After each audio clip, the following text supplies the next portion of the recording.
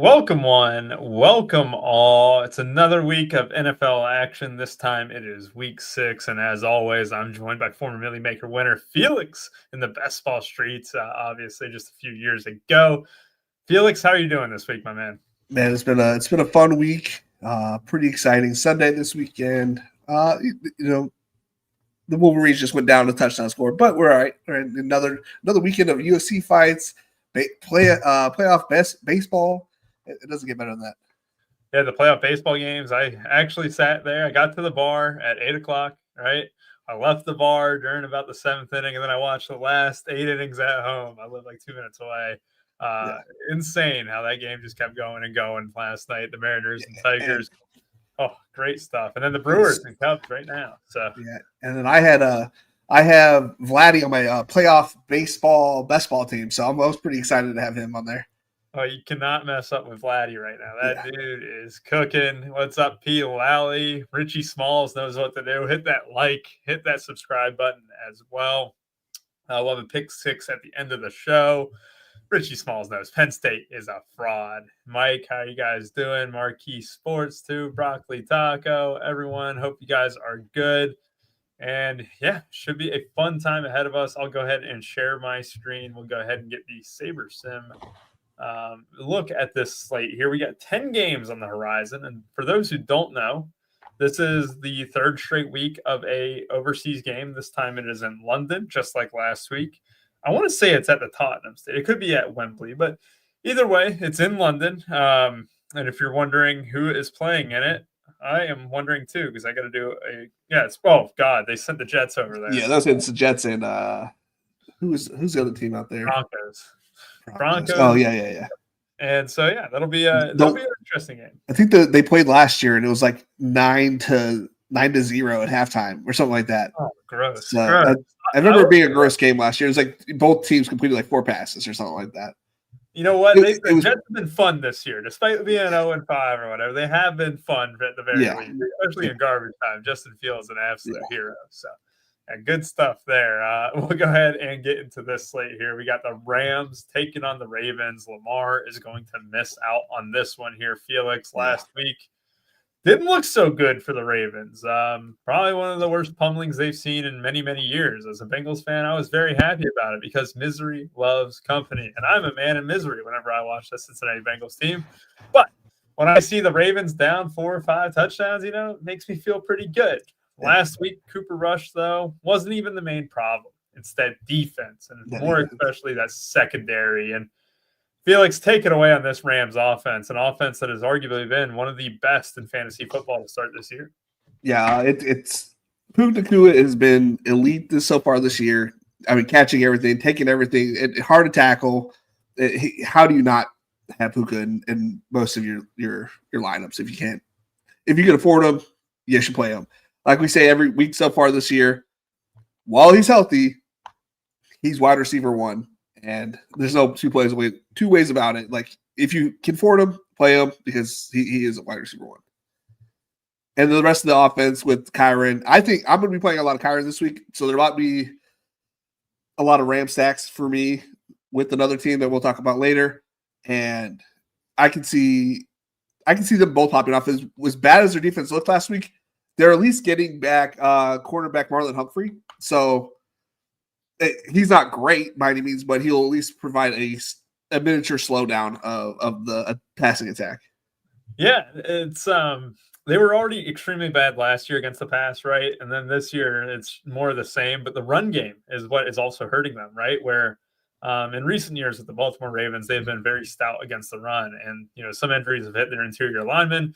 They are not stout against the run. That's what brings in a guy like Kyren, who, after Corum dropped that pitch back from Stafford against the 49ers, Corum barely saw the field. And he also had 2 targets after that and dropped his last play of the game. His last play that he actually got, he dropped the pass from Stafford. That was right around the line of scrimmage. And then it was just Kyren the entire way. But with this Ravens defense, all 4 of the main guys for the Rams are going to be firmly in play. It's just one of those things right now where I just find it hard to not double stack if I can, because we just saw how great Stroud was last week. Yeah. that's rare to say. How many times have we said Stroud has looked great in the past quarter? The Ravens defense made that happen, and I think this Rams team is going to be able to be live for 35 plus points. They're going to be one of my favorite teams in the slate, the double stack. And like you said, if Puka's healthy, you play him, and he's healthy right now. He is pacing 2,000 yards overall. It's just too good to pass up right now at 8,700. And yeah, he'll be one of the first guys in my lineup here, Felix. And I will ask you this, just because we didn't touch on the Ravens side. Would you run it back with a Raven, and who would it be if so? If you want to run it back, Zay Flowers or one of the tight ends, but that the playing the tight ends is a little risky. It's more like if it's in your budget area, because they're not expensive, but they're not like too cheap either. They're not the cheap zone. If you want to run it back and you have 3,800, Mark Andrews is fine, bring back. Yep. But if I'm going to purposely try to bring a run back, it's going to be Zay Flowers. Yeah, I think it would have to be Zay Flowers is the 1-1, right? Where if you were forcing to run it back, hoping that Cooper Rush, puts up some points, and what did he have? 5 for 72 last week as well.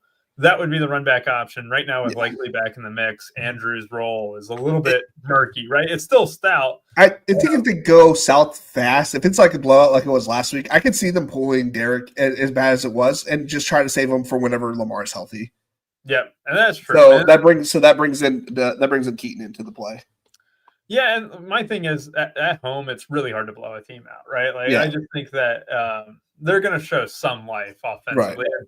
I don't think there's going to be – look, the Bengals suck, but, the Lions played the whole game, right? I'm just putting that out there like last week. We all thought the Lions would cover, and, sure enough, they did and stuff. It's really rare you see a team really just give up in the middle of the third quarter or whatever. James Tyler, I have debated this, going position by position or game by game.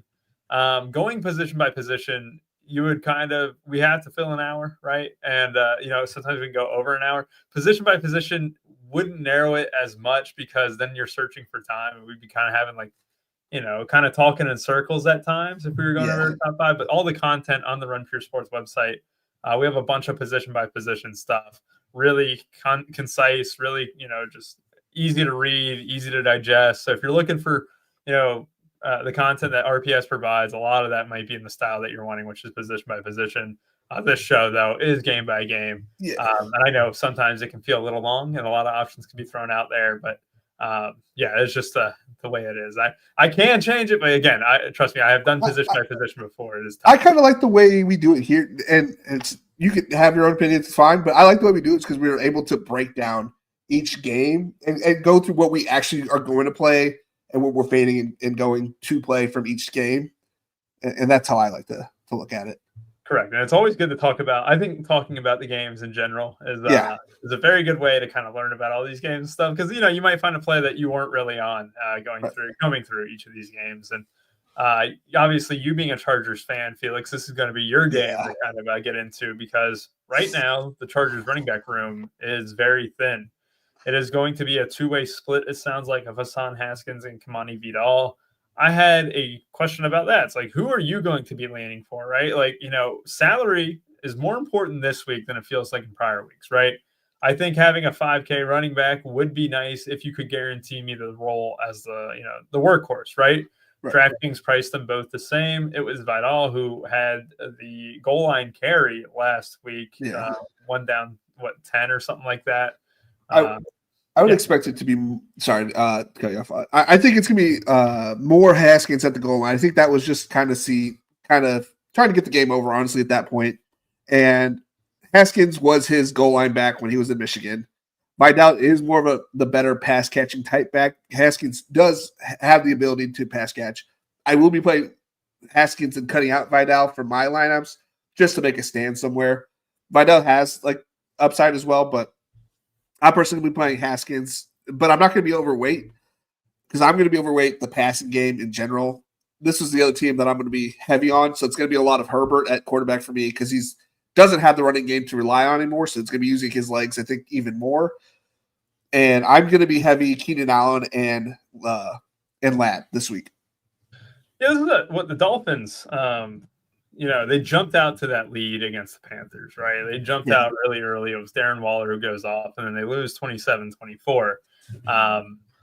It's one of those things, too, because we mentioned it on this show. The Chargers are very pass heavy, and that is the way to kind of go about it right now. But also Joe Alt, missing out after getting injured versus the Giants. And you kind of saw last week what that offense looked like a little bit with the offensive line kind of being weakened, the running back room being a little bit weak. You mentioned, Keenan being your guy, and it sounds like QJ. Does it sound like he's going to be in? Because I know he was questionable, but he's questionable, but it does sound like he's going to play. But you never know. One guy I was coming through, I didn't see anything on QJ individually.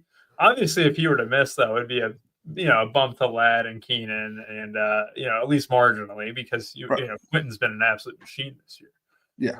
But I'm going to ask you this too. It's just like, can we trust the Chargers offensive line enough to hold up for Herbert? And, you mentioned it, Hassan Haskins could be the guy, in the goal line, right?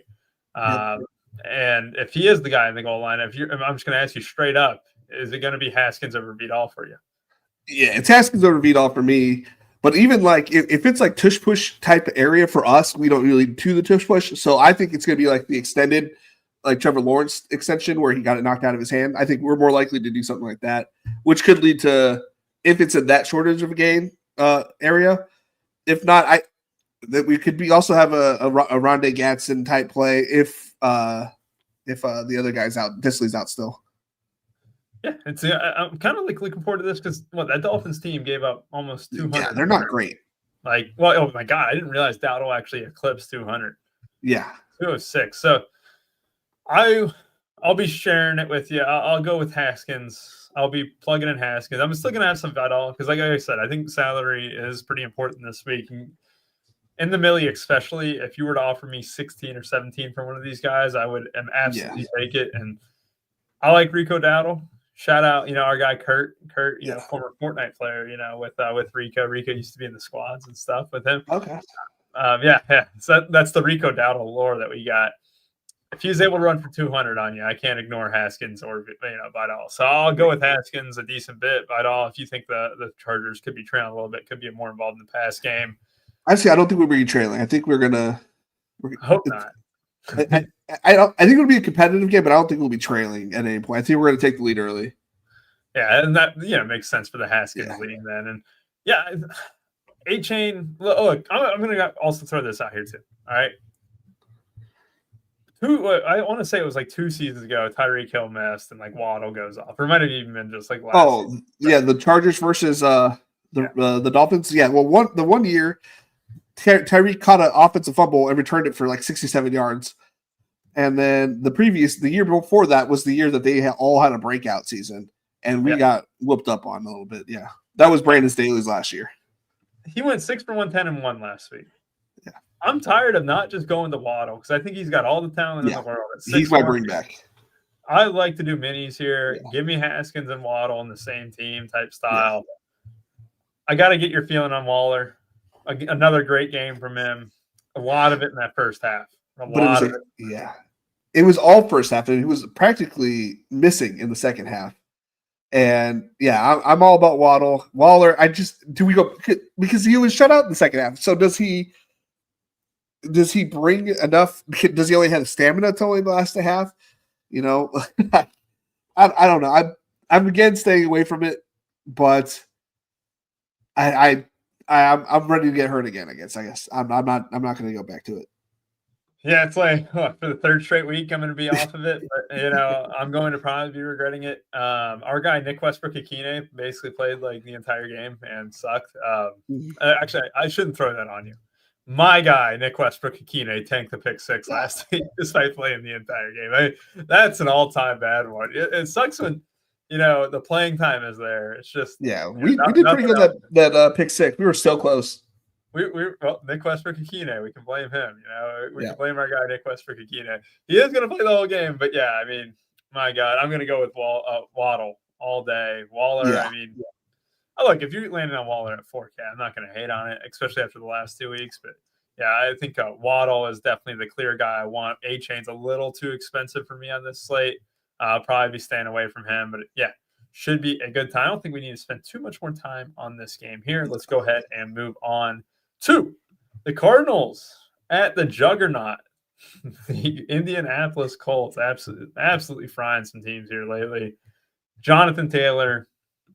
And look, we loved him in week 1. I was like the only week that he busted. Like since then, he's just been constant machine here, Felix. Daniel Jones as well. I mean, this Colts team is tough to mess with. And Tyler Warren had a quiet game, but like quiet in the sense of after he got his touchdown in the first quarter, he didn't really do much outside of that because he didn't really have to, right? They were just blowing him out.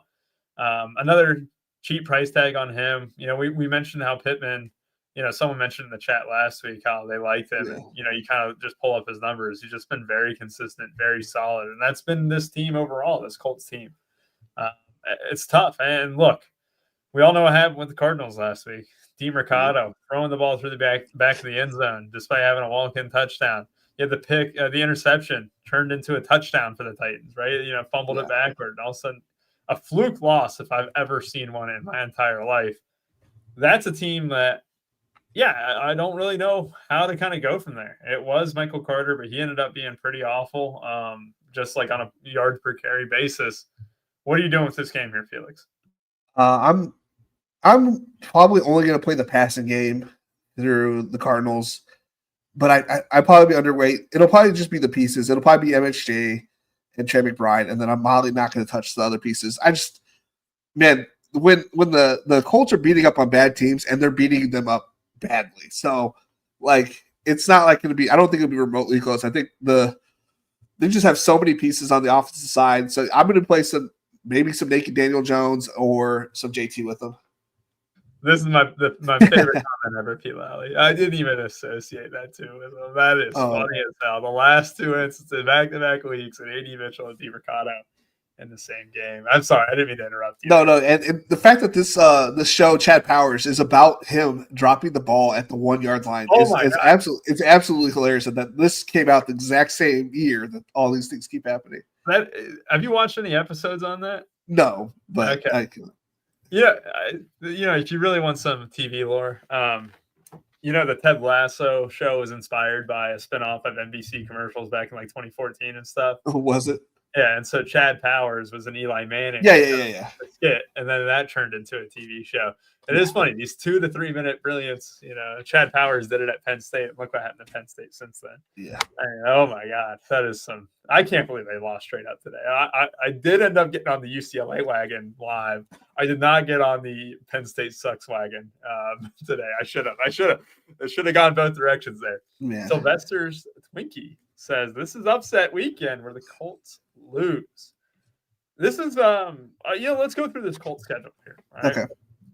Because the jury's still out on them, right? They're 4-1. Yeah, people are still very skeptical. I think they're kind of fraudulent, but I don't think it's because of. I think they're just fraudulent in the sense that they haven't faced anybody good, and I don't think the Rams are good.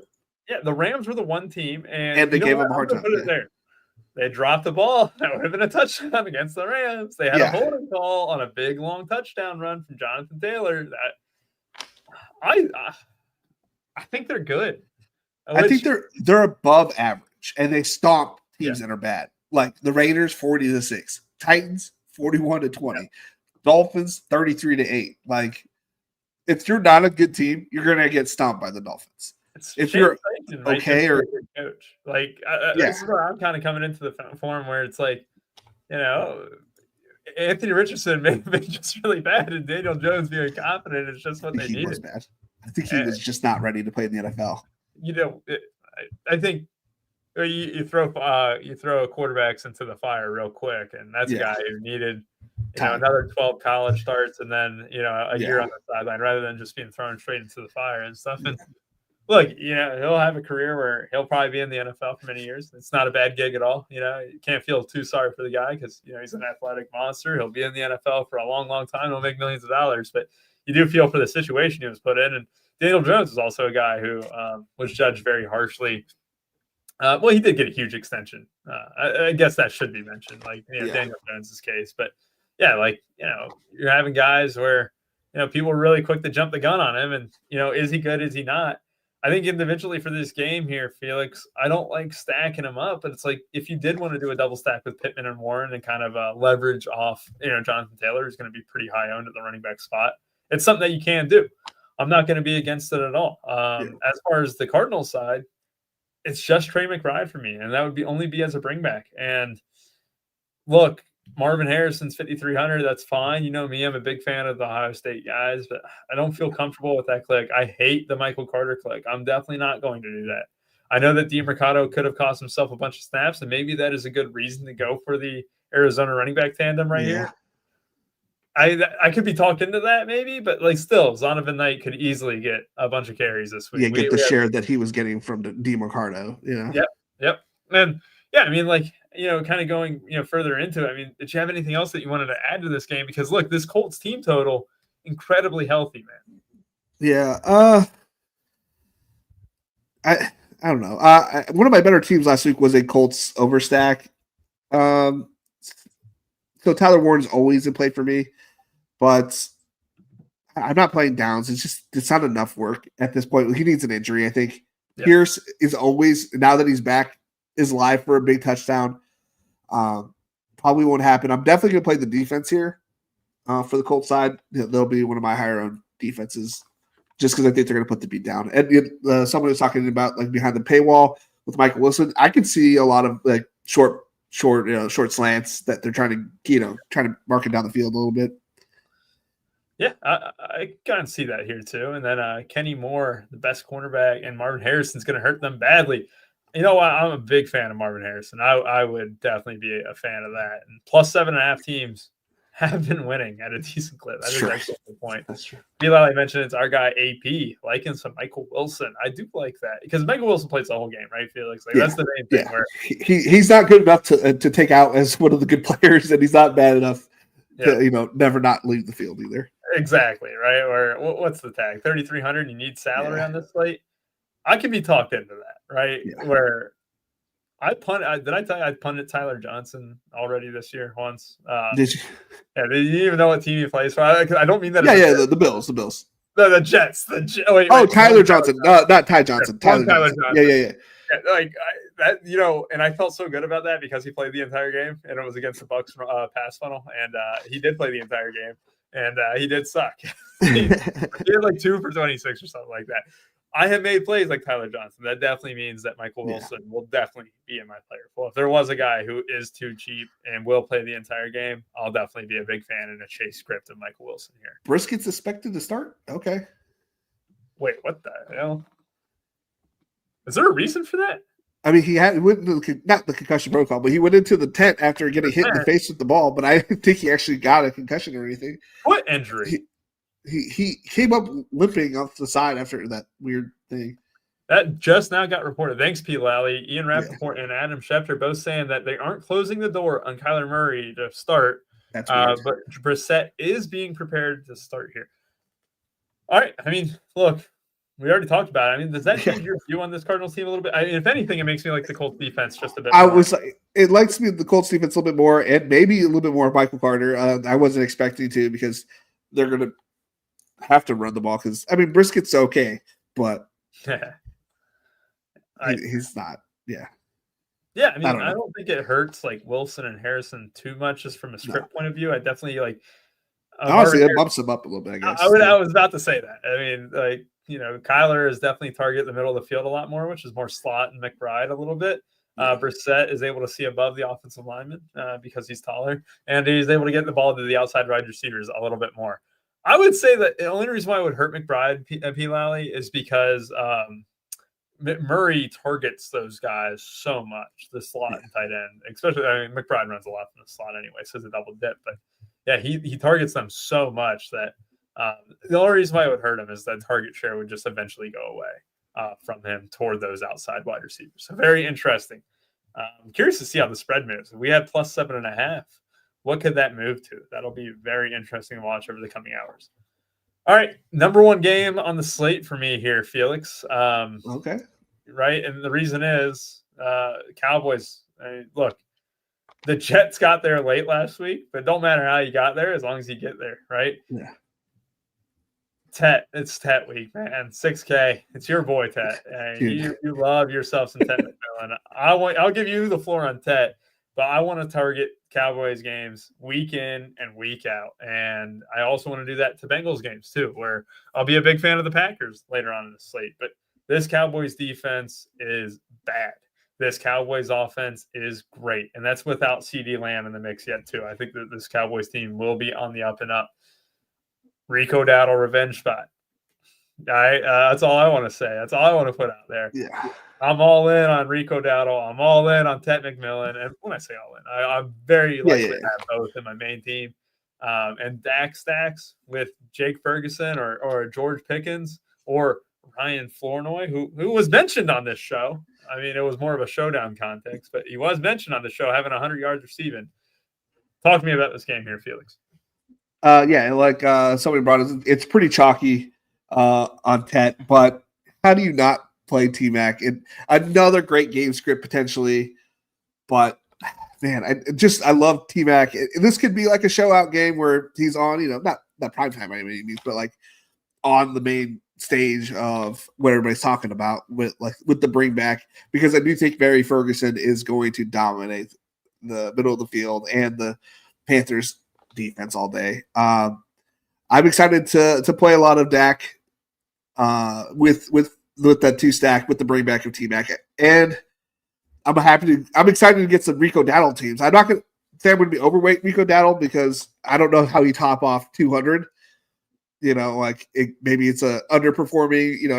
I don't want to be chasing a big game too much usually, and they might be down. He might be using the passing game, but I don't like to chase too much. So I'm probably gonna have a lot of T-Mac, and I don't know if he's back yet, but Coker was off the IR not too long ago. I thought I saw that he was out. He was out. Okay. I could be wrong, but I literally looked this up before we started because I wanted to make sure I didn't make the same mistake as last time with the Bowers in this situation. And it was Jalen Coker. There was specifically news on him, and he is out for me. Okay. So I probably won't touch any of the other pieces. Too many of the other pieces. I might have a little bit of Xavier Legette and a little bit of J.T. Sanders. Yeah, I like it. I'm going to bring up our handy-dandy NFL Pro. That's one of my favorite subscriptions to have. And we're going to go over the Carolina Panthers route tree last week, right? Or not the route tree, but whoever the hell got routes for them, right? Tet McMillan led the team with 31, 8 targets, right? That's great. And I love it as a bring back, like you said. And Ferguson is going to dominate the middle of the field, like you said. It's real easy to stack it up and get the run backs that you like, especially with Rico and Tet.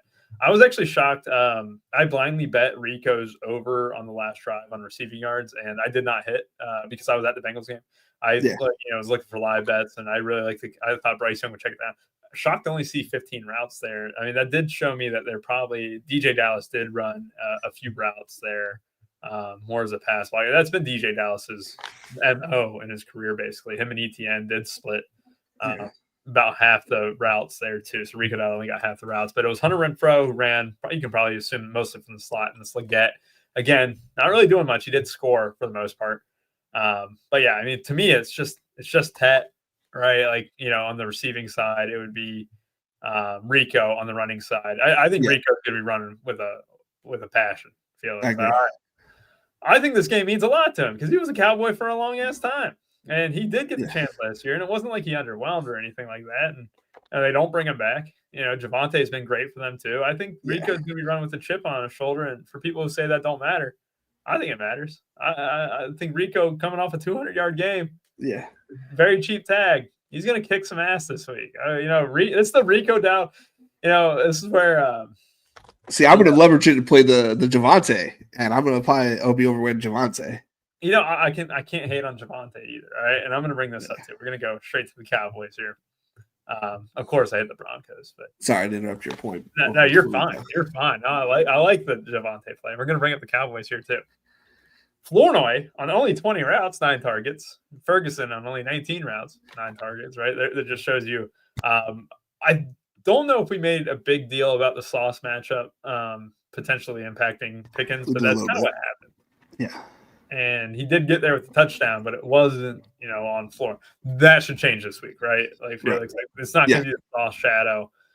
I'm going to go ahead and say it as someone who has played Tolbert multiple times and played him a lot last year, even, and bet his props. Ryan Flournoy is just better out. If you were to specifically talk about a DFS point of view, one thing I do want, do we get is Turpin on IR? He's not playing this week, I don't believe. Okay, so okay, perfect. So then that role should be safe, and we're going to go ahead and bring up the slot alignment, see if all those snaps. It was Tolbert who was mostly running from the slot, so that is interesting. Only on 6 routes from the slot here, Flournoy got 5 targets. That's really interesting to me. That's a very high clip for the most part, which makes sense against the Jets. They without DJ Reed too, you'd expect a wide receiver too in the slot to kind of thrive. But I'm going to be buying in on some Flournoy at 3,600. I know that most people might see that he might eclipse double-digit ownership on a slate where you need value. Count me in on Flournoy at 3,600 over a guy like Tolbert at 3,500. I think straight up going with Flournoy, Ferguson and Javonte, very good clicks. Pickens too. Like, I'm willing to stack up the Cowboys completely. Talk to me about Javonte though, just a little bit more. Being that it's a pivot, right? Like, that's the. Dowdle's going to be super chalky. And Javonte is going to be high owned. He's going to be pretty chalky as well because I think everybody kind of wants a piece from this game, but I think it is. Let's see, the leverage.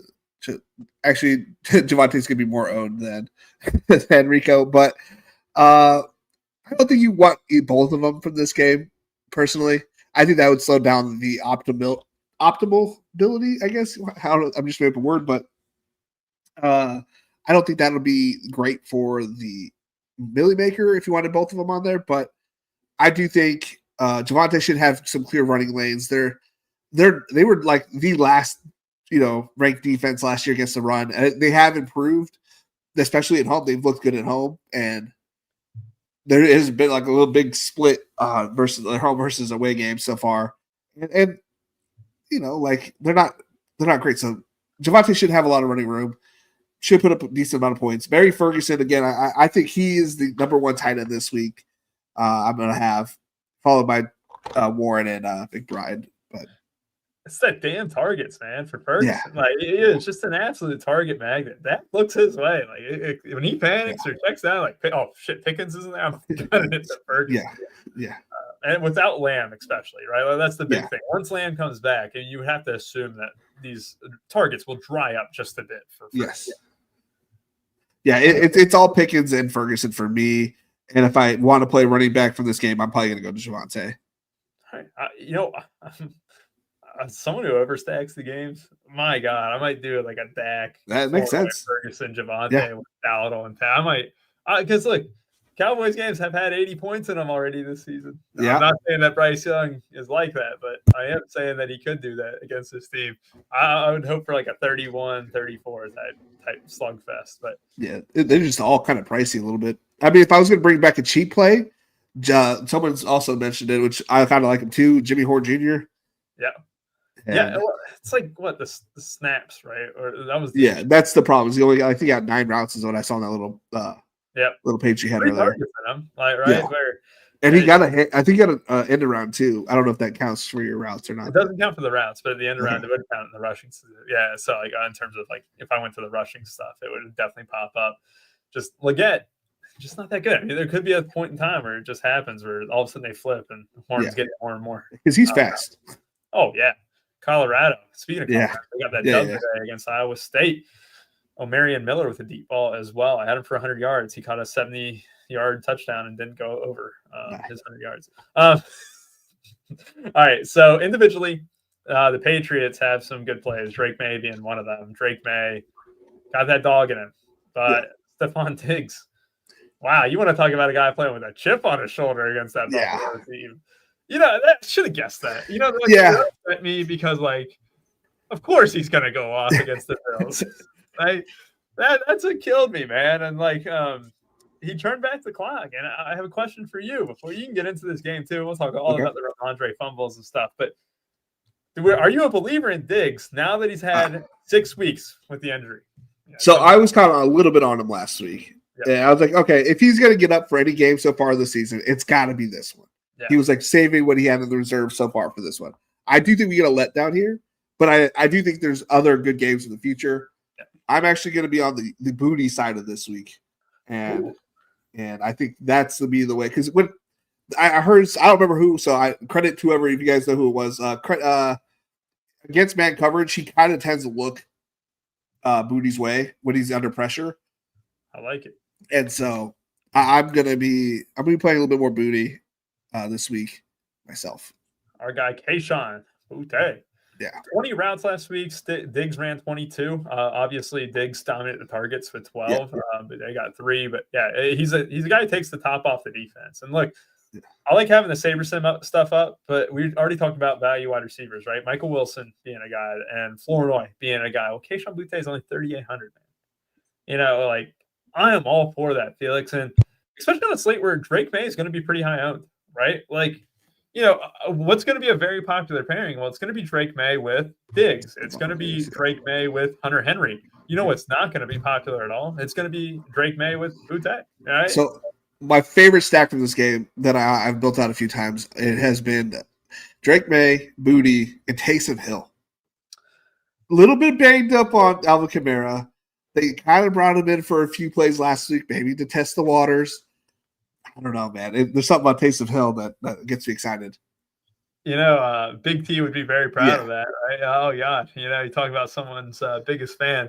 Taysom Hill being back in the fold, what was it? He tore his knee up last year, right? Yeah, he tore it bad, too. I didn't draft him in DraftKings best ball because I thought he was going to be out the whole year. I thought he was going to be out different, man. Too, Felix. Yeah.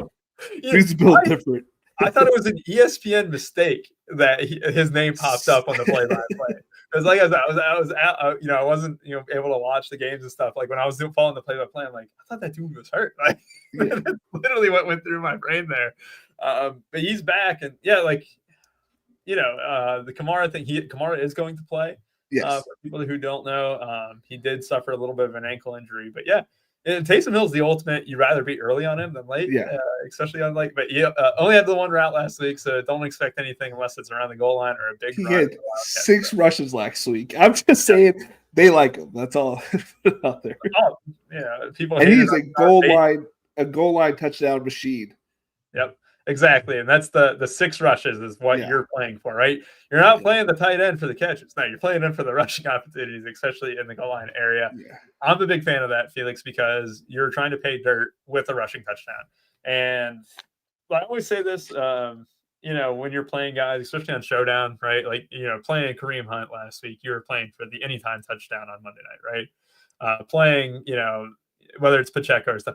With Taysom Hill, you're basically playing the anytime touchdown in your lineup, right? Where you're just hoping he scores and he can pay dirt. And again, salary's important. I keep on hammering that down. A 3K tight end who gets you 9, 10, or whatever. And hell, even 2 touchdowns in the mix, you'd be looking very pretty in that regard. I'm looking up his anytime touchdown prop. Let's see what it is. First touchdown. Go down another touchdown. Man, jeez. Yeah, plus 165. Not bad at all. That's not too bad, yeah. Not bad at all. Anyone else that you wanted to mention in this game? Chris Olave, 5,100. The Saints passing attack, though, is it's been. I do have a couple because I'm trying to stack a bunch of Taylor and Kyron Williams, and a couple of my teams had Rattler with Olave in it, so I'll probably have a couple of those. Yeah, it was Rashid Shaheed last week who had 4 catches for over 100 yards. He's a little bit pricey, right? 4,600. It's fine. I'm a big fan of Shaheed. I know you're a big fan of Shaheed too, because we talk about spike weeks and best ball all the time. But he's a guy who, wouldn't shock you if he got 20 again, right? It takes one 70-yard bomb, and he's got the speed for it. Olave is definitely going to be a safer on the floor side. But the guy we haven't really seen much of in the last couple of weeks has been Juwan Johnson. Another quiet game from him, 2 for 17. So, yeah, I mean, it would be Shaheed and Olave, really. And then Taysom Hill. I would definitely include some Taysom Hill. He might have had Taysom Hill. Yeah, and that would be the 3 guys. I don't think Rattler at 4,700 is kind of if and when Alvin Kamara doesn't play, Kendrick Miller is going to shoot up the boards. That'll be who we want to be on. But, yeah, 100%. Kendrick Miller, TCU. But he's still holding behind Kamara for some reason. Oh yeah. We should the Chargers should trade for Alvin Kamara right now, and I bet Let they catching kicked the tires on that. Did you see the report before we came on the show? Yeah, I just pulled it up on Underdog. I wonder who they're taking the tires on, Twitter. because I do agree a move probably needs to be made.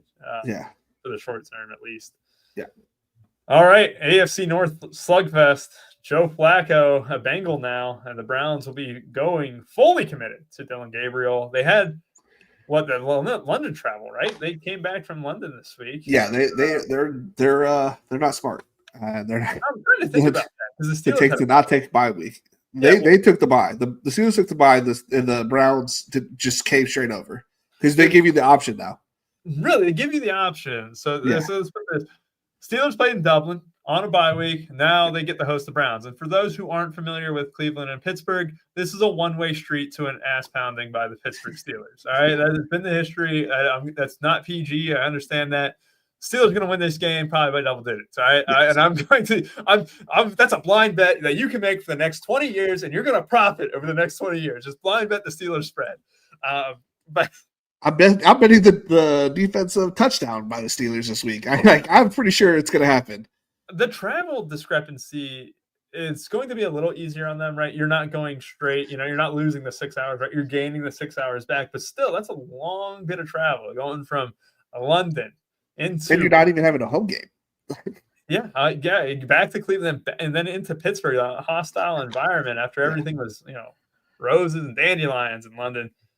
I don't like anyone except for one guy. I agree with the person in the chat. I can be talked into Njoku because Njoku looked great. Okay. Right? And Njoku did look great. Judkins, though, he's the clear RB1. Yeah, dude's explosive. I was a little off on him because of the whole the whole reports about him, being in trouble in best ball. Like I didn't get enough of him. Yeah. But the dude looks really good. I was on him on pre-best ball when he wasn't having any of those reports. But yeah, like he's living up to the bill so far. And I personally, I'm going to be out on the rest of the Fannin looked okay. There's just the split between Fannin and Njoku. One of them either needs to get benched or traded or something because it's split too much. Here, I'm going to pull this up too. And I love pulling up this graph. And if people don't like it, I can keep it on Saver. So I wanted to give people a little bit more dynamic stuff, right? But I do like showing the snaps and stuff, especially from the previous week. It's like they played the whole game together, basically. But Fannin actually did get hurt a little bit in terms of snap count last week. Because if you go back to week 4, it's a very even split. Hold on here. So like week 4, for example, was 27 and 27, right? Which they basically were out there the entire time. And for those who don't know, it's a split in the slot as well. So like Njoku even ran more from the slot, and Fannin runs, 16 and 15, for example, right? Week 5, though, Njoku, went off in that first half, especially. Did incredibly well, and it was Isaiah Bond running as the wide receiver 2, and Judy kind of being in the mix. With Dylan Gabriel, though, I can't trust either of these outside wide receivers. But what I can trust is look who he targeted the most, though. 9 targets for Njoku, 4 targets for Fannin. If you assume that Fannin may be in line for more work, right? The 18 could have been on the more thin side, which the script was in their favor, though. Like I can't really make sense why Fannin didn't play more. You would assume more 2 tight end sets when you're kind of in the lead, you're controlling the game a little bit. Ended up blowing it, late on. It's interesting. Yeah, and we talked about last week. Like we like the rookie quarterback with the tight end, so we both like that play. This is the content that we need, Ryle. 16-1 against the Browns at home in the last 17 games. Is Big Ben still the all-time winning quarterback in Cleveland? Yeah, I think if that's an actual thing, like in Cleveland, like in the new stadium, I should say. But yeah, this is one of those things too, where the Sabre update Brissett's projection. I don't think they'll do that until a little bit.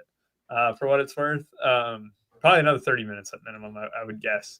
But Judkins, is the guy that you can kind of look for. And just, people, I love this site, but just so people can kind of see the Pittsburgh Steelers. They didn't play in week 5, so nothing's going to pop up. But week 4, that was the game in Dublin. Jalen Moore didn't play in that one, right? So it was a lot of Gainwell. Yeah. And now we get our guy Warren back for this one here. Any interest on the Steelers side? I will be playing some Warren. I'll probably be at or above the field with Warren. I am a big DK Metcalf guy, but I don't know if I want it against this defense. This defense is pretty good. Like as much as we give them for being bad, they're not like bad on defense. So, Aaron Rodgers might probably have a tough time. I think it'll be a lot of dump-offs to Warren, so that's why I'm going to be overweight to him. But you might target a tight end or two here. I don't know if he's going to be able to get it to the outside against this defense. Correct. I don't want to go against this Browns defense much at all. The running back position could be more of a split. Gainwell looked great against the Vikings. He looked really good, yeah. And, they were already wanting, to kind of split up the carries, it feels, for Warren, right? It just feels that way. Even going back to early in the season, there was a lot of Gainwell early on. I think this could be closer to 50-50 split. I don't like going against this Browns defense at all. And if you force me, look at these guys. I mean, it's running back. It's Metcalf 5,500. Kind of out in the Steelers as a whole from an offensive point of view. I think this game goes under as well, Felix. What do you think? I agree. I might have to change my position on Warren, but I just think I can see a lot of dump-offs, which might equate to easy little points. Alvin Kamara-esque points. Though Gabriel will probably chip into it. So I might have to back off that stance. Oh, makes sense. A game bad for DFS and defense is very much okay. And Judkins. Judkins is going to be the alpha in that room. Yeah, I agree. Tom Jackson asked, with the early to late game time difference, should he flex Walker or Jennings full PPR? So I assume that is Jawan Jennings and Kenneth Walker, right? I'm going Walker every time. Yeah, I think with Mac Jones starting, and Ricky Pearsall's out, by the way. So we were on the wrong set of RPS projections. There we are. Jawan Jennings is then. I think I'm going to go with Kenneth Walker as well. Yeah. Because that 49er situation is a little bit murky. They are in a pass funnel, but I think, Kenneth, right? Like you said. Yeah. Perfect. All right. Let's see. 17-14, Steelers win. Hell yeah. I love it. I hate the Steelers, don't get me wrong, but there is just some respect you got to have for how one man was able to beat their butt. Bury them, man. 28 matchups. You lose twice against the Brownies. Oh, my God.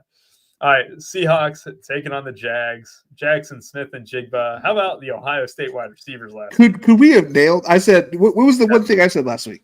It was the Buccaneers versus the Seattle Seahawks. We nailed that game. I say this is gonna. Some other people are like, "Hey, it's not gonna be that score." I'm like, "It's gonna be the highest score of the game of the week." I don't care who you want from each side. I wish I would have played more AJ Barter. Somebody actually made a stand on in the best ball world. I have quite a bit of AJ Barter. I wish I would have had him in all my lineups. Instead, I had a lot of Cooper Kupp, which solid, but not enough to equate there. It was one of the best games, of the season. Right? I think you can just go ahead and just say that as a blanket statement. Emeka Egbuka and Jackson Smith and Jigba put on a show at the wide receiver position there. Overall, I mean, this is, another good game environment. The question about the Jags, right? So anyone who watched Monday night probably came to the same conclusion, right? Them winning against the Chiefs was justice in the football world, right? It's like, hell yeah, the Chiefs finally lost. I loved it. Yeah, I loved it. But that defense didn't look as sharp as they did through the first 4 weeks of the year, right? So the Chiefs were getting whatever they wanted on offense and somehow didn't win, which is just incredible. And on the other side of the ball, too, if you were just looking at the offense, Brenton Strange gets hurt, right? So Strange is going to be out for this one, put on IR, too. He's going to miss at least 4 weeks, I believe. You have Travis Hunter, you had De'Ami Brown, you had Parker Washington and Brian Thomas, right? Brian Thomas caught a late pass to go over his prop, but another game where, it was a tough matchup for him, and he ended up doing well in that sense. The problem is with their 4 wide receivers, it's like, who can you trust, right? And the problem is if you can't trust anyone, then maybe you move on to the tight ends. And so let's do that. Let's see. Because is it Hunter Long? It's Hunter Long. Yeah. For the receiving portion. Johnny Munt did look okay. They're out there blocking, but that's not what we're looking for. We're looking for points. So how long is the receiving tight end? So this is what's interesting to me too, is when you go back to week 5, right? And I'm pulling up the snap, the routes and stuff. Strange ran 8 routes, right? And then Hunter Long, you were exactly right, ran 17. And like you said, Johnny Munt, more run blocking, only 4 routes. So without a doubt, you're getting a min-price tight end who is probably going to play most of the entire game. Is that your favorite play on Jacksonville? And I don't mean it as favorite as in you're thrilled to play. Yeah. but like you're okay clicking his name and arguing okay with that over ETN and stuff. I can definitely see the saving salary because it's what we need this week. Yep. I can definitely see like the touchdown potential, but I'm on the side of I know you didn't like him in best ball. Like I know you hated him in best ball, but I think Travis Hunter might be picking up the slack in this week in the offensive side, and I think he'll be playing, not the strange role by any means, but like taking the targets for that. So it won't be more Hunter Long. I think it'll be more Travis Hunter after seeing those amazing catches last week. I think they're going to try to get him more involved. That one deep throw he had. Dude, that was great. Yeah, it was such an underthrown ball. And it comes to the point, too, where I didn't like him because I thought people were overestimating his role on offense. And, that's been to that. You're right. Yeah, you've been right. Yeah. I did play him last week, Felix. It was a good spot for more slot guys, right? And he's been running a lot where, he wasn't getting that. No. Well, God, I always blank on this dude for the Chiefs top corner. I made sure to remember it last time. And Nick Duffy, he avoided the McDuffie matchup last week. I was hoping that would kind of be a bump to him. It's like to the point too where it's like I do want to be early on him because you do see the potential, but then like you play him and Parker Washington catches a touchdown. Yeah. Right. And like that's where my issue comes in with all these wide receivers and even with Brian Thomas, right? It's like I would play ETN and Hunter Long, and God, I don't know if I can sucker the courage to play Trevor Lawrence even at 5,100. Like that's where this team's very frustrating for me, right? I would say Travis. All these pieces are going to be one-offs. I agree that you can't play Trevor Lawrence. Even if they do have a good game script, I think there's other games like I'm going to be on a lot of Justin Herbert. I just think he's going to more likely to hit Herbert's floor than he's going to outperform Herbert. Yep, and I'm kind of with you there too. And Herbert. We talked about him a little bit early on, talking about the passing, where the Chargers have already been one of the most pass-happy teams in the league. Well, now you remove their top two running backs basically, and it could be more like that, right? That's where you're buying in on Herbert, really. And talk to me about the Seahawks yet again. Like last week, you loved them.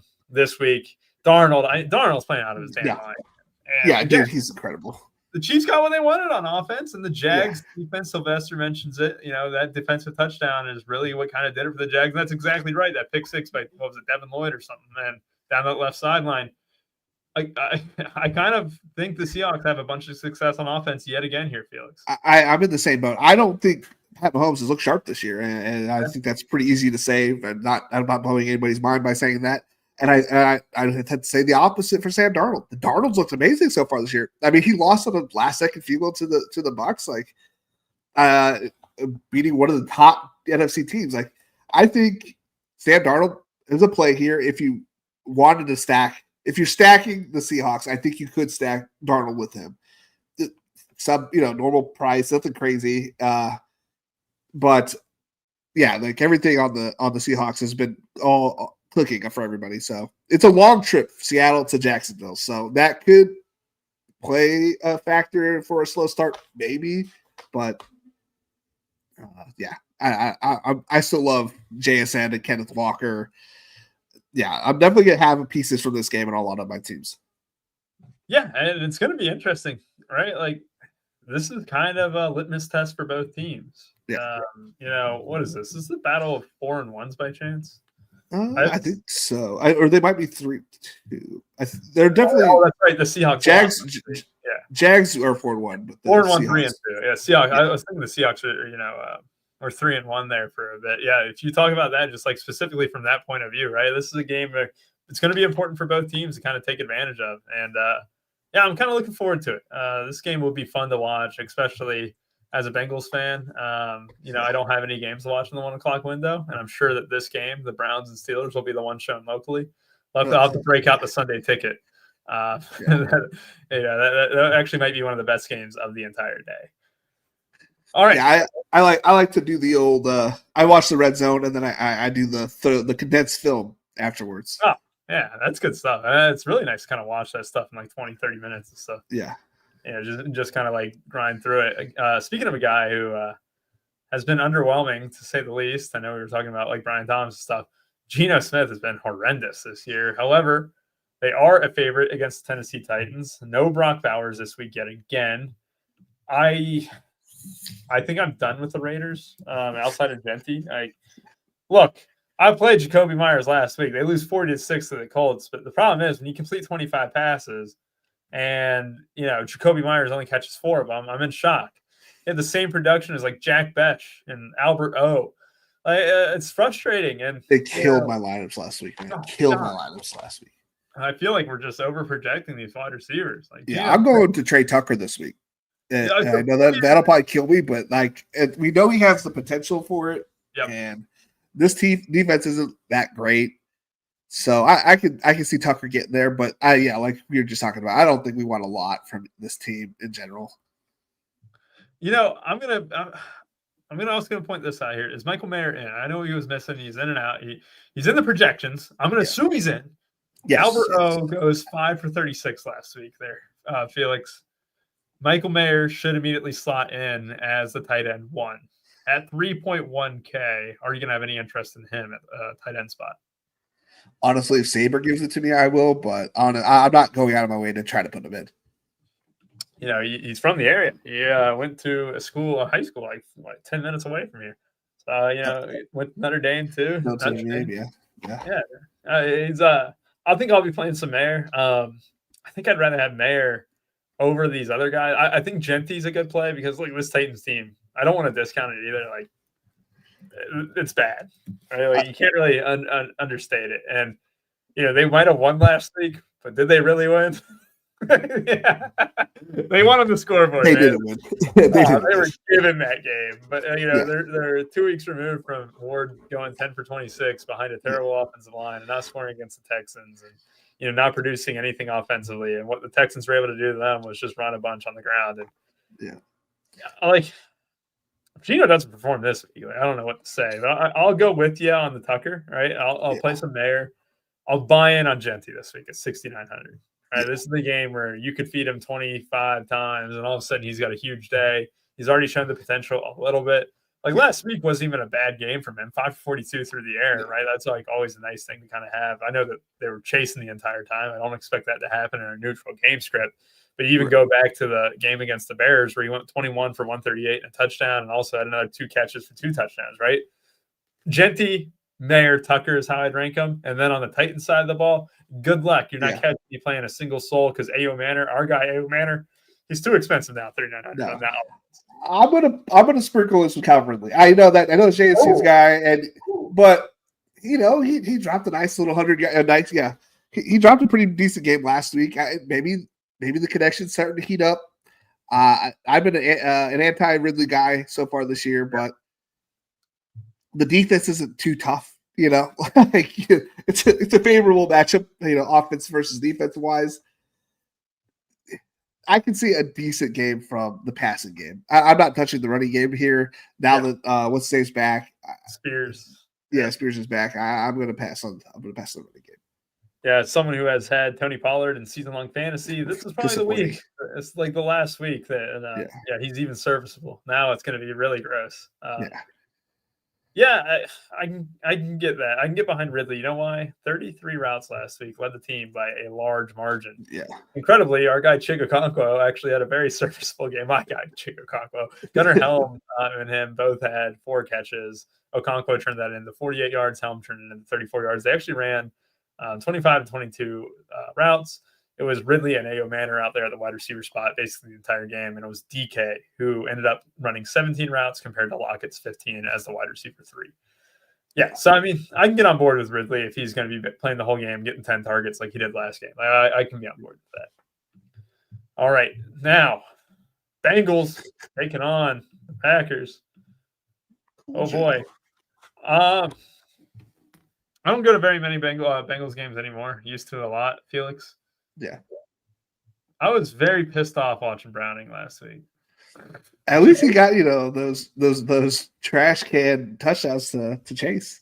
It was bad. No, God. You know what the worst part was? They shouldn't have been trash can touchdowns to him, man. Yeah. Those 2 interceptions he threw from the end zone to just throw it to interception was just embarrassing.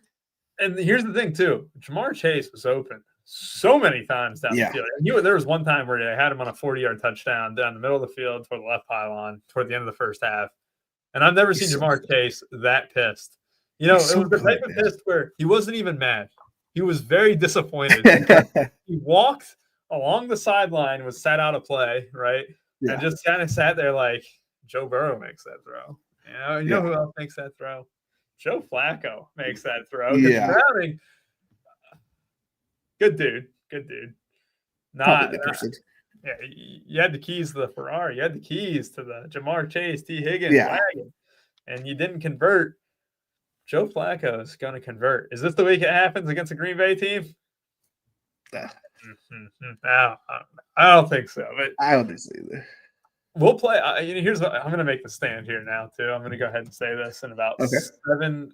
Well, you know what? In about what's 7 times 24? Oh God! Now I got to do 7 times 24, 1,400 times 168. So in 167 hours and 30 minutes, we'll be talking about the slate next week, and I'll be talking. Well, they're a Thursday night game. Damn it! Won't be talking about it. I'll be all over the Jamar Chase play on Thursday night against the Steelers. This week, though, I'm out on the Bengals. It's a very tough matchup for a quarterback making his first start with the team. The talent can be there.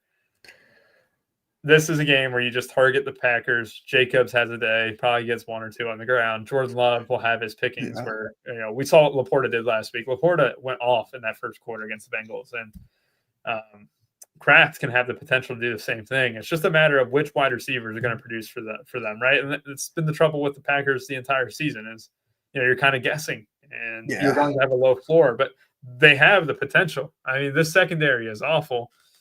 I don't know. I think Kraft would be the guy that I'm kind of looking at the most outside of Jacobs. And P. Lally says we're going to forget Kraft, or people will forget Kraft. I'm not forgetting Kraft. I'm doing a lot of another site's drafts for the weekly.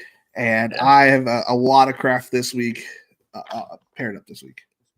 Yeah, and you can say the site too, Underdog. Okay, so I've been playing a lot of battle royales on Underdog this week. Oh, because I'm in those contests at times too, especially for NBA. I just thinking. I think no, they or what do you mean by fix? So I had multiple DMs one time. They weren't mad, but like I when I enter my NBA stuff, I do it at like 5:30 or 5:45. And it's like 6 weeks, right? And I would just mass reserve and I would set my rankings, right? And I'm happy with whatever I get. And someone's like, is there any way you can toggle autopilot? I'm like, dude, like I should just do it automatically, right? It really should. It used to do that, and then I think they took it off again. Yes, I think they did. I gotta get back into it for NBA. But like Kraft, good bet for a top scoring tight end on the week, right? It's gonna be a tall task, but it's definitely something to go for. Him and Ferguson are going to be battling. Ferguson and him are going to be my 2 tight ends, maybe. I can't imagine playing McBride as much as I'm going to play these 2. Yeah, I'm with you. I'd rather play Ferguson, Kraft. I'd even rather play Tyler Warren ahead of McBride with Brissett as the quarterback. Agreed. And Tongas, everyone's mentioned Tongas. He had a great game against the Rams. Had a great, past few games without a doubt. So lots of good tight ends, as our guy Pete Lally mentions, and Kraft probably does come in under 10%. That is just true. That's true. Talk to me about the rest of this game. I've said my piece. Just talking about the Packers and kind of avoiding the Bengals this week. I am also avoiding the Bengals. I have sprinkled in Snub T. Higgins. Maybe just he's going to be very low owned, like very low owned. So like my he has upside to show out being the number 2 wide receiver against this Packers defense. Maybe he breaks one long against because he's a 1A. He's not 1A, 1B. They're both 1As, and you never know. If you want to have a Millie Maker winning team in this aspect, you're not going to get it all Packers. You're going to have some bring back, and if I'm going to bring it back, I'm going to bring it back with T. And on the Packer side, I want to play Golden. I like everything in I'm getting the urge to play Golden even more. I was like, one of these games is just going to break out. Maybe it's this week, but Kraft is going to be my highest owned player from the Packers, followed it with Love, and then I'll sprinkle in some Josh Jacobs. Yep, I am with you, and it's good calling T. Higgins. Plays the whole game. Flacco is going to give them a lot more chances than Browning. Browning There's a few times, even when Higgins is getting a target, Higgins stood no chance. Yeah. And again, they're going to be a showdown team on Thursday, so you're not really going to get the chance with Flacco to be early because I think that having an extra 10 days off, that offense will gel at some point. Yeah. And that game on Thursday is incredibly important for the AFC North because that AFC North is a train wreck right now, and the Steelers are the only team standing. And last 3 games, the Bengals have given up 37 to the Lions, 28 to the Broncos. 28 could have been a lot more. Bo Nix is not great. And then 48 to the Vikings, and then 27 to the Jags, which could have been 40 as well. So I don't want to understate that if a team scores 40 tomorrow and you had to make me pick with a gun to my head, I would definitely choose the Packers as being the most likely. And when that's the case, I don't want to be the guy who doesn't stack them in the middle. So I will definitely overstack some Packers teams. And my run back, Higgins is a good one. Jamar Chase, a good one. I'm not touching Gesicki or in the tight ends. That was the thing. It's like Yoshibas ran 36 routes. So, I mean, if you really want to get cute, Yoshibas only 3,500. They're probably going to be throwing the whole game because the rushing offense is absolutely horrible. If they do, just drop back a million times again, Gesicki or Yoshibas. I mean, Gesicki had a touchdown that Browning completely missed him on a slant. I guarantee you Gesicki scores on that one. It's I think it was in the fourth quarter, though. But simple slant, Browning missed him. Gesicki had, all nothing but space in front of him too. Like Gesicki's only 3K. I mean, that would be the talk. If I had to run it back with someone, it would be like one piece. Could Chase Brown see some dump offs? He's already seen more dump offs than I imagined here, Richie Smalls. I've been like on his unders in the past game, which, the yardage has been a little bit high because nothing is down the field at all. But like he's kind of beat me on those. Like he had 7 for 21 last week, but Browning will have an open receiver and check it down to him. I don't think Flacco does that. So like I'm very much just out on Chase Brown entirely. If he scores, he scores. But yeah, I mean that's a game that Packer stacks with a singular Bengal run back if I'm going that route. Some people are calling this the best game of the day here, Felix. San Francisco taking on Tampa Bay. San Francisco last week, man. That's one of the most impressive wins of the season because you did it against the division rival. You did it without your starting quarterback. You did it without your starting wide receivers, your starting tight end, and you came in and you kicked their ass. That's good stuff right there. That's what winning football teams do. That's what winning organizations do. I was very, very I bet I had that was my the peak of the week where you had to make it my survivor pick. Yeah. Oh man. I don't blame you. I mean, everything was stacked against them. Yeah. Let's talk about this game though, because Egbuka, you were on him last week. Rachaad White, 6K as well. Rachaad White, you talk about a touchdown merchant, got there with the touchdowns, baby. It doesn't matter how you get there as long as you get there. And really, those were the two guys on Tampa. And then Sterling Shepard didn't even catch a touchdown, right? I feel like he was I wrong? No, I didn't think he did, but maybe he did. I'm sorry. No, he might. Because I want to say that I had him in something. It might have been it was my best ball teams I was looking at, and he made one of my best ball teams that somehow is a bye week. I think I had like a massive amount of Bears stacks. I have a lot of Bears Falcons last week, and my money went down just a little bit last week. Yes, and Sterling Shepard did score. Yeah, he had 4 for 24 and 1. That's where I saw his name. He had 12.4.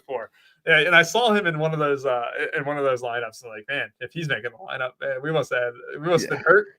But yeah, I mean, this is a Tampa Bay team that, as long as Baker's at the helm, man, don't matter who else is out there. With no Godwin this week, Godwin again, underwhelming. Yeah, is it going to be Sterling Shepard who steps up at 3,800, or I'm hoping it's K-Dot? K-Dot 3,400. Oh, I like that. Talk to me about it.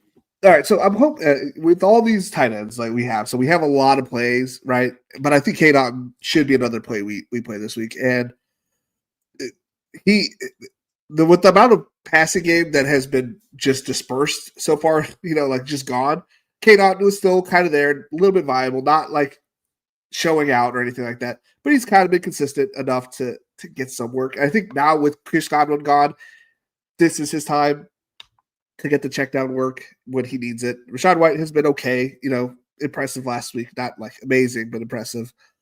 I'm going to go to K-Dot and with my double stacks with Baker this week. Interesting. I like that because you talked about it. You were not on Kate Otten last week, No. and he was chalk, and Yeah. you were not on it. And then this week you are, and it's good reason. No Chris Godwin to kind of soak up some routes and stuff. I'm going to show you last week's stuff here, the route information on the Tampa Bay Bucks. This name surprised me a lot. Tez Johnson. I like that. Yeah, I like that. 3,200, man. Talk about a talent. Oregon. Was Yes. I think he had a big game in the preseason too. Yeah, I have some Tez in best ball, but yeah, you know what? Who's that? Sterling Shepard, only 15 routes. Yeah, I mean, you got to see what the rookie can do. I'm not playing any Sterling Shepard. He has some ownership already, and I'm not entirely sure why. Like, I get it. Like, there's a lot of injuries and whatnot, but I do think he's not the play to go to. Tez Johnson, if I'm going to play a cheaper wide receiver from the Bucks, it's got to be Tez. And you mentioned it. Sterling Shepard right now is projecting for double-digit ownership. Yeah. Tez Johnson is projecting for 2% ownership. Yeah, I'm 100% hand in hand with you, Felix. Tez Johnson all day. Sterling Shepard's been in the league a long time. He is a serviceable wide receiver. We talked him up already this season a couple times. And even last week, I think I mentioned him as being a guy where I was okay with the stacks, right? If you did double stacks, right, you weren't on Kate Otten, right? And I was hating on Chris Godwin. Yeah. And, I mentioned Sterling Shepard being a guy. If Tez Johnson is going to outsnap him, if Tez Johnson is going to be out there the entire game, 3,200, count me in all day, man. I will definitely be happy to go with a lot of Tez Johnson, Kate Otten as well. This is a game that, again, double stacks Baker Mayfield, Egbuka, and then one of Cade or Tez. And especially with Cade's price at 3,400 too, you can get a cheap Tampa Bay option. Yeah. My question to you, Felix, who do you run it back with? Well, so in the showdown last week, I had 100% Kendrick Bourne at the captain. So I was pretty excited when that game was going on. Of course, I think Kyron ended up being the optimal, but it was. I feel like I was pretty close to hitting that nuts right there. I was running in first for a while there, and things happened. So I'm going to go back to Kendrick. I might be fading Christian McCaffrey this week. I know that that's a sin to some people, but that Vita Vea sometimes just scares the English out of me, and you're not going to be able to run it on them. So it's going to be all through the passing game, which is where he succeeds as well.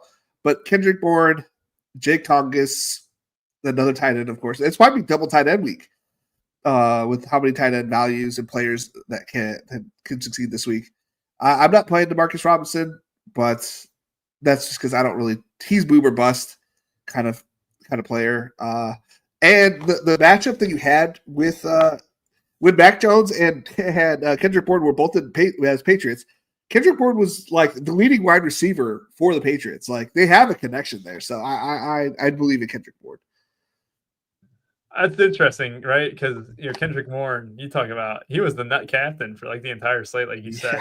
And then Kyron somehow steals it at the with that last second touchdown. Or even with the fumble and stuff. It was the yard. I think he got like a bonus or something like that. Yeah. It somehow crept in, especially with Quorum's fumble and stuff too, and the drop. He just ended up playing like the entire freaking game, man, and ended up with like 46 in the captain. It was just enough to kind of nudge that Kendrick Bourne teams, which he was the best play by a mile. Juwan Jennings is back. Ricky Pearsall is not. It should still be Bourne on the outside. And you're not worried about that at all. DeMarcus Robinson will play a decent bit, but Bourne's 5K. Bourne won't get ownership again. And this is a pass funnel, right? So it's like, I'm with you. I'm not on Christian McCaffrey. He is over 30% owned projected. That's crazy.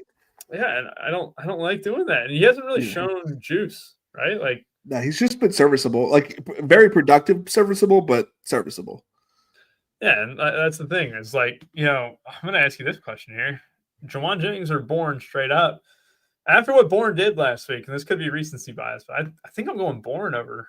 I'm going Bourne just because he's got the hot hand. They have that connection. I think if Purdy was playing, I might lean towards Jennings, but I'm gonna play Bourne just because there's the connection that they already have, and like he's coming off the injury, hasn't really played at all this. I think he played week 1, hasn't really played much. So I'm gonna go Bourne personally. I like it.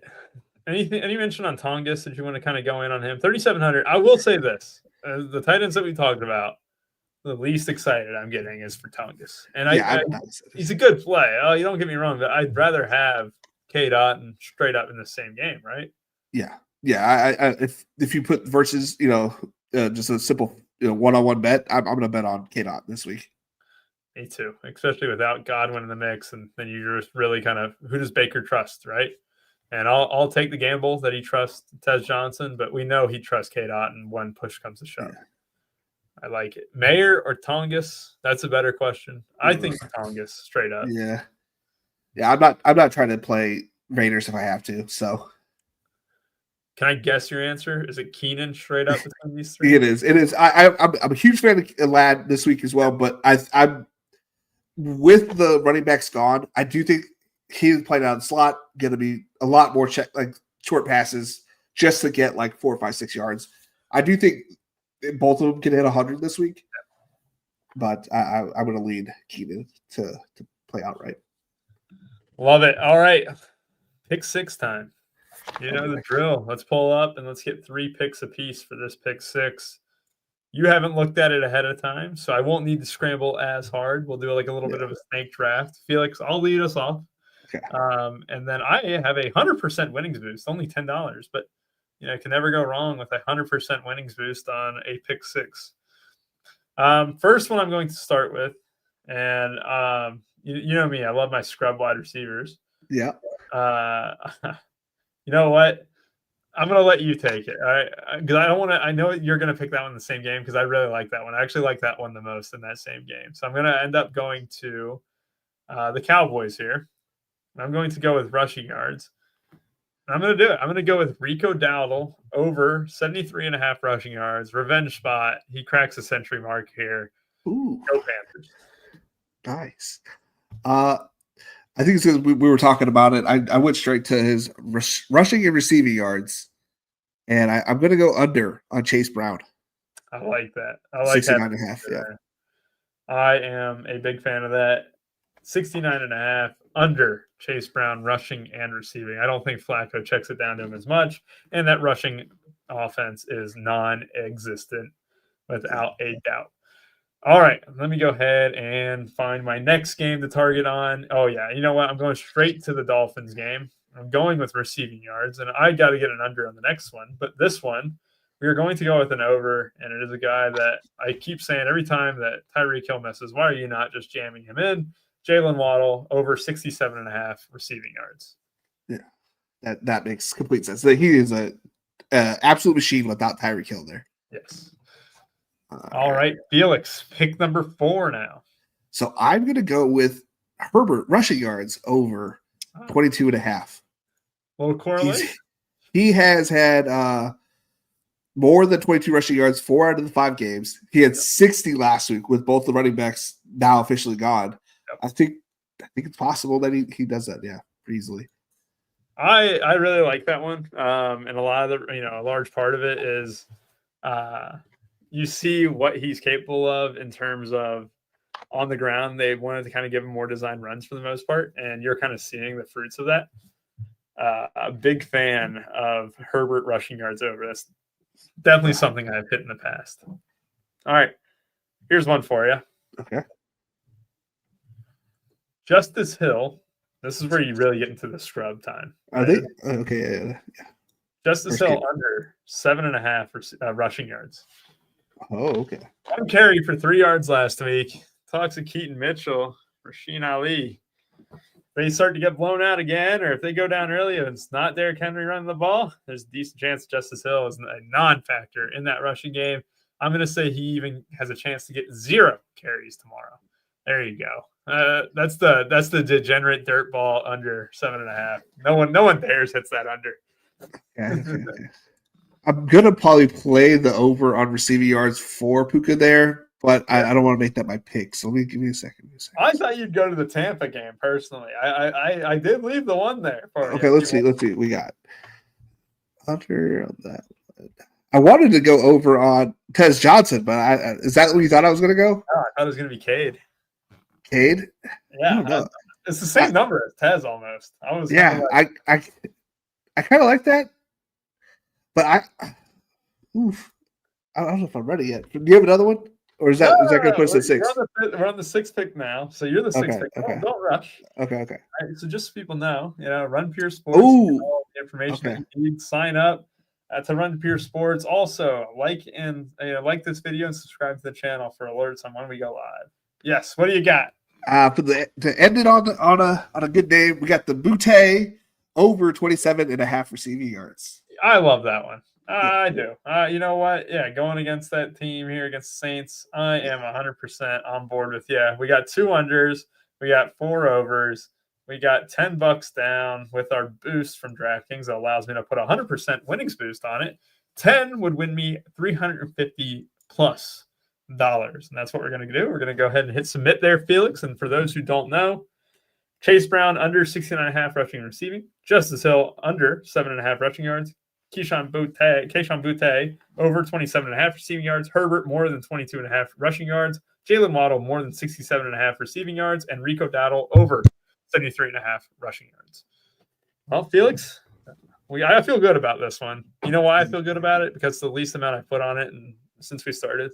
So, I usually put 50 because my boosts are 33% on 50 max, and now it's a $10 one. So for sure that this one's going to hit, right? Right when the unit goes down in that sense, it's like, oh yeah, you know it's hitting now, right? But yes, for Felix and I, we hope one of y'all takes down the millie if one of us doesn't win.